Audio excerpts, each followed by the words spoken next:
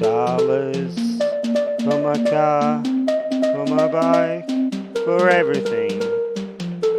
Just a few more dollars.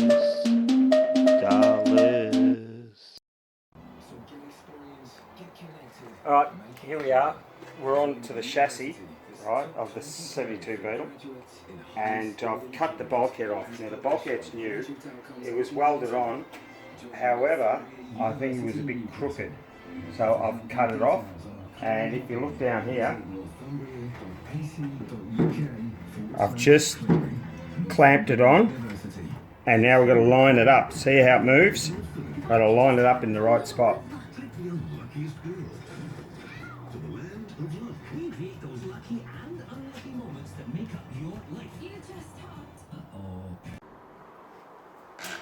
Right, just looking on the internet, on the webs, and this is the chassis dimensions of a Beetle, and here's the beam, and it got 345 to there, and from here it's 1750. We had those two up and it's 2095. Oh, got me answers. Quite happy.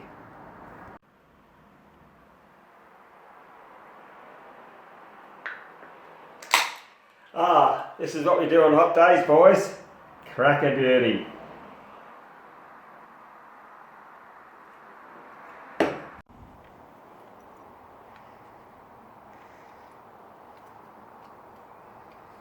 Hi guys, here we have the backyard. It's separated by the lane and the house. So this patch of ground, I've already prepared it, and we're going to sow seed on there. It's called hard-wearing grass. And if it's in the bucket there, and if you have a look here, we've got a few gates, and the gates are going to go here, and that hedge, which prickles, it's a prickle thorny thing, that's coming out this week.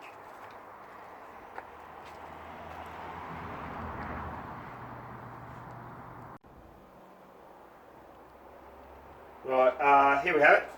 So it's a Monday morning, 22nd of August. And so we've got about 6 weeks of reasonable weather left, and I just knocked a stand up this morning just to hold the chassis here so I can turn it as well. So what I'm going to do is paint the top half, the inside of this. I've already painted the other side, so I've turned it over, and I wanted to make a stand so we wouldn't scuff it too much, the good paint. And we're using chassis paint, we're not using 2-pack. And the chassis paint is quite glossy, so that's not bad.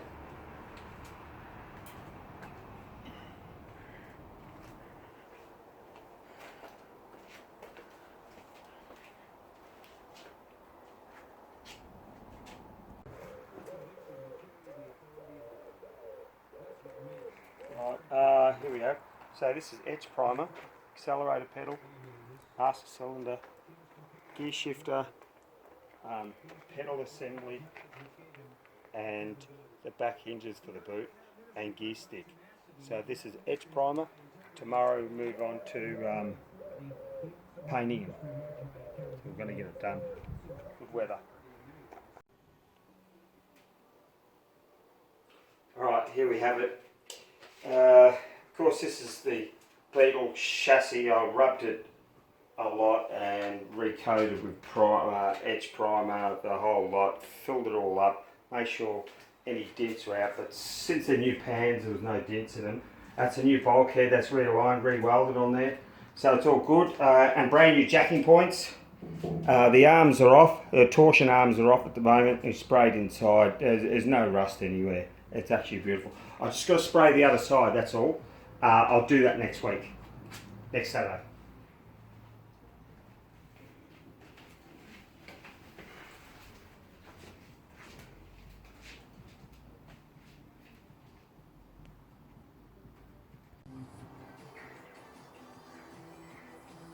Right folks, here we have it. So this is in the shed number 2, the new one, and it's where I paint everything. Under there I've got a motorbike, a bonnet, and there's my chassis all covered up already. I've painted the front beam, there's a lot of scratching, and that's 2-pack, it's all gone hard, it's ready to put on. Right, and when you have a look down here,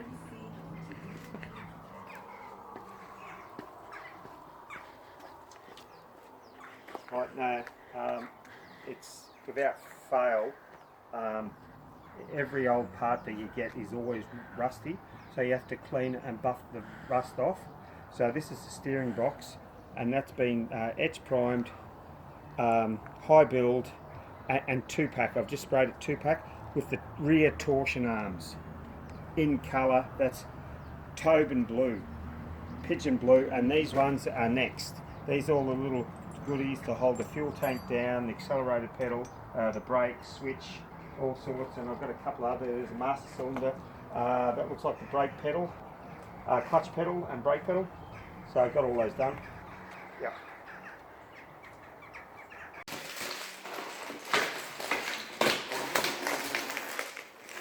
Oh yeah, here we go. Today is Thursday. What is it? The 19th, 14th, 15th. It's the 15th today, and I got a box from Germany. So in there's a carpet set and door cards. So I'm really excited.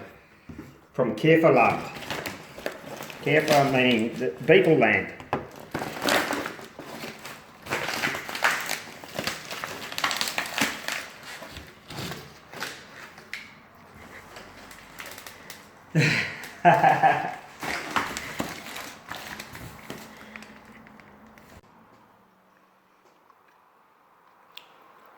Alright, here we have it. So, I can't remember the colour. What does it say on it? Tan. So this one's tan. I'm not sure if that's the right shape, but it doesn't look bad. This is really good quality. I think it's made in America, these pieces. And here's your grey open weave carpet, or cross weave carpet. Very good quality. These are made in Germany. And so it's equivalent to 1,100 Aussie, or 750 euros, or I think that's about 700 or 680 pounds. Hefty.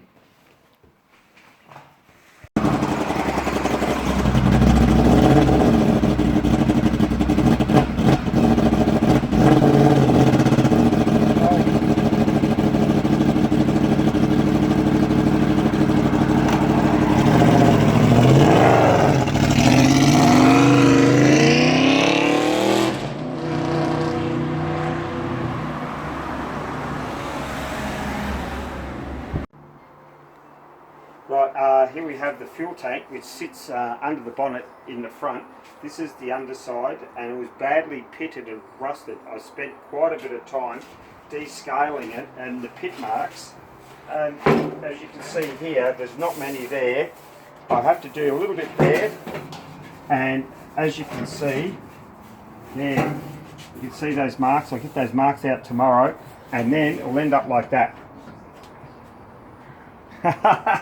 Pretty good, huh?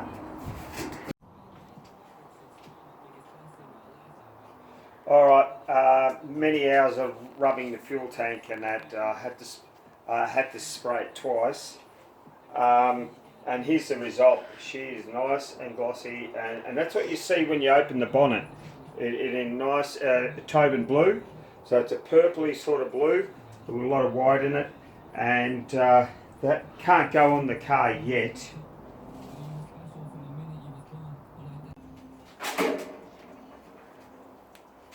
Alright, here we have the chassis. I've just unveiled it a bit and taken all the tape off here. There's a new fuel line, heater cables. I have to pull a handbrake, brand new, all cables all brand new.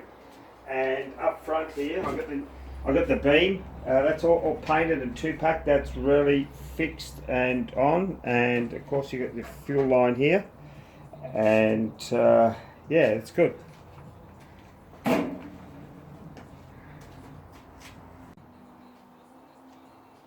So here we have the chassis, right? I've painted most things. I haven't painted the wheel, the drums and the arms yet, but the chassis is ready to put back together.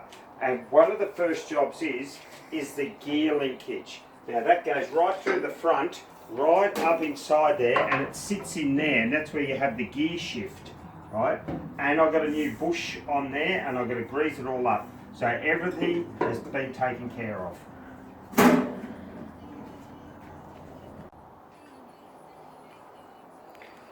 Hi Root, you asked and I'm going to let you know. Alright, the fuel tank is beautifully in gloss and it's ready. That'll be under the bonnet, you'll see that.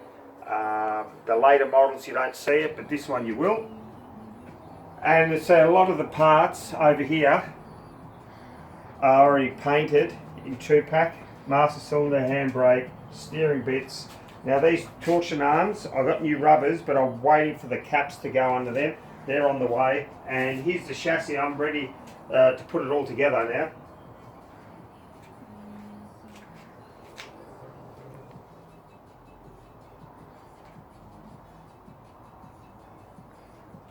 And also, here's the gear linkage that goes inside the tunnel. I'm putting a brand new bush on it.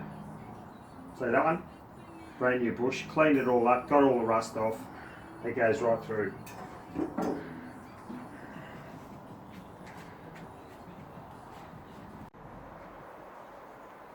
Right, here we have the pedal assembly. I never had it in, so I didn't know exactly where it was. And it's been 2-packed, of course. And new parts and new clips, new spring, new bracket. And I had to drill the holes in the new floor pan and rearrange everything. And it's a left-hand drive apparently, floor pan, so it's a bit different. And so it's all looped up, all ready to go. Just have to finalise, got a bit of end slop here. That's the only thing I've got to finalise, and then that's finished. I've got a rubber cover for the accelerator pedal, and looking really good.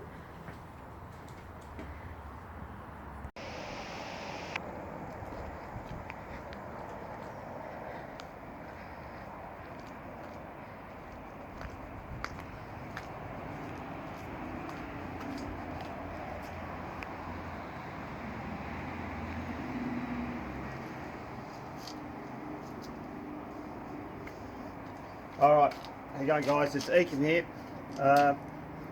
So I'm the Aussie in the UK, and here we have a Vauxhall. It's actually an Opel. It's made in Germany. Right-hand drive, optional extras. It's got a glass sunroof. It's automatic, and that's about it. Alright, there's no aircon. There's no this, that, and the other. What we have today is a problem with a cold start. And what I want to do is I want to show you how to replace an idle control valve. And I bought one, and I want to show you how to pull it apart and put it in.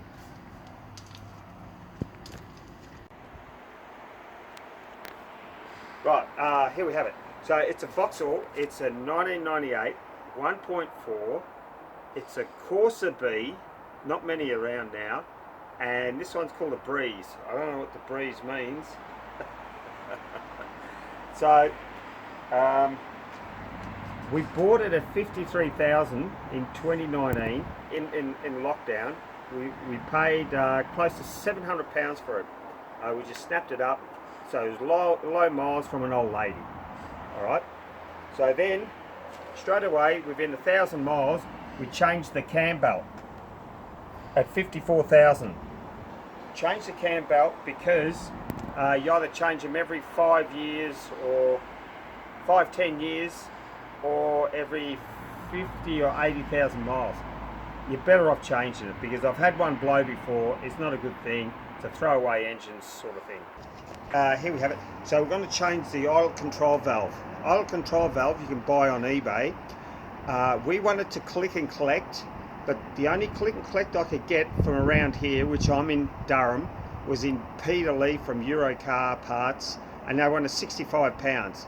Now, look, it's worth than quarter the price of this car. You know, that's not going to happen. So we had a look on eBay, and if I waited 3 days, I could get one for £9.50, and here it is here. There's the model, idle control valve. This is for a Corsa B, and I'll just open it up. Here you go, you have a look. There's your prong plug, and there's the valve, and that valve just regulates in and out for the coldness. See there? Good one. All right, we're on eBay. We're bidding on an MP single quiet pack exhaust for Bonnie the Beetle. 40 seconds to go. I'm going to hit it at 20 seconds. I've got a top bid of 40.5 pounds with 9.5 pounds standard delivery, so that makes it maximum bid of 50 pounds. All right, here goes. Here goes. 20 seconds to go. Not yet, not yet. Now.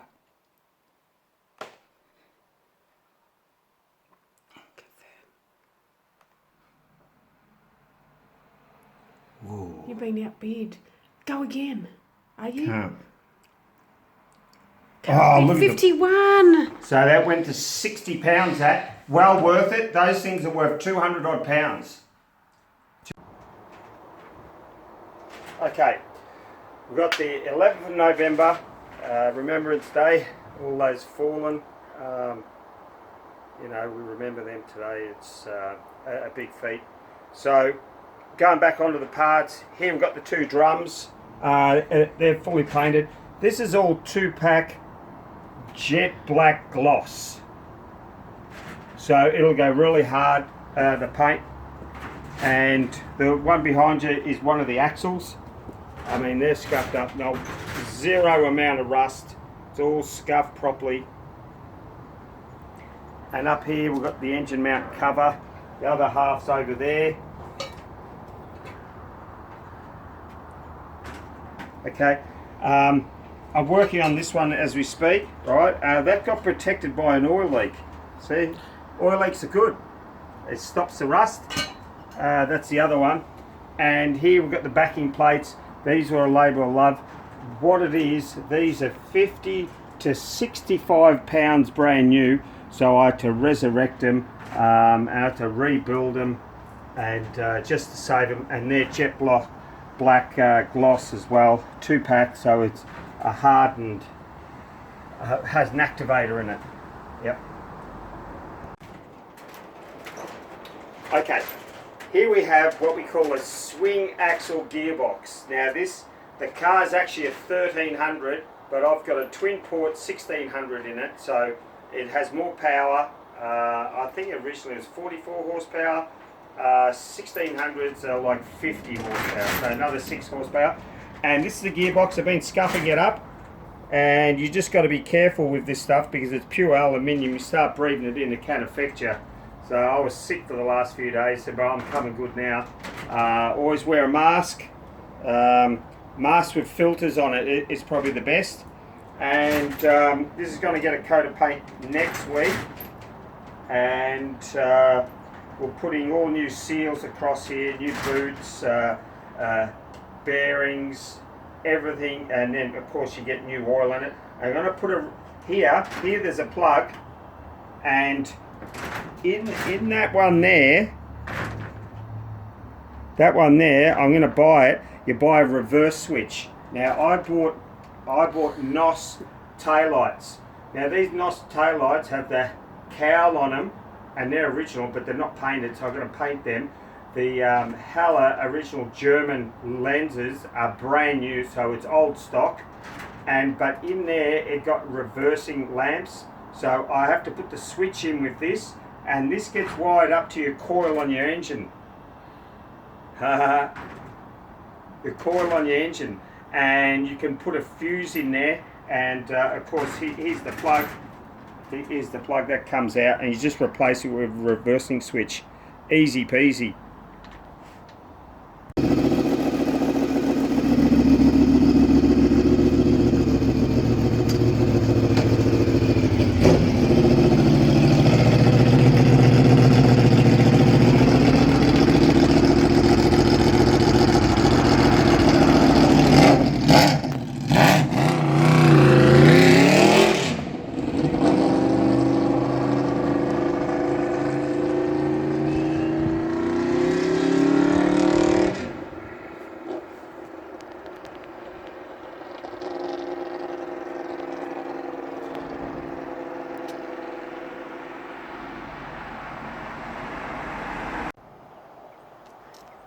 Okay, Corsa B, we've still got the same problem.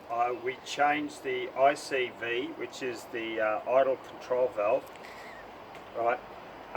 It doesn't want to start in the cold. It does fire, blah, blah, blah, blah, blah, blah, blah, like that, does fire. So I decided, right, from the research, could be 4 things.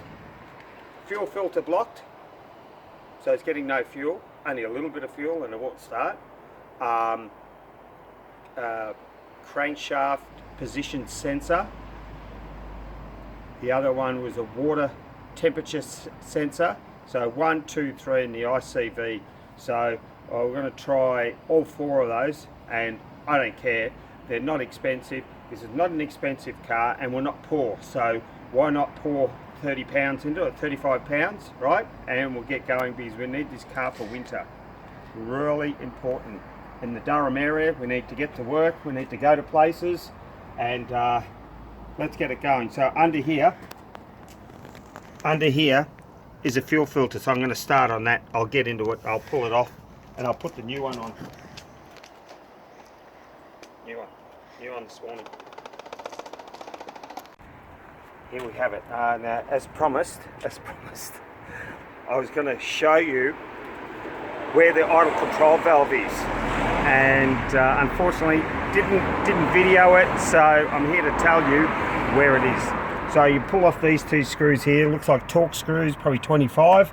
Undo those 2, pull the air filter off. You have to take that hose off, hose clamp, unclip the air box, and that pops off, pops back. You don't have to pull that one off, you can.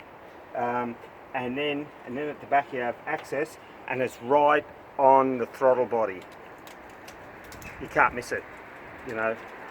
Every Tom, Dick and Harry can find it, so if I can find it, everyone can. Beauty.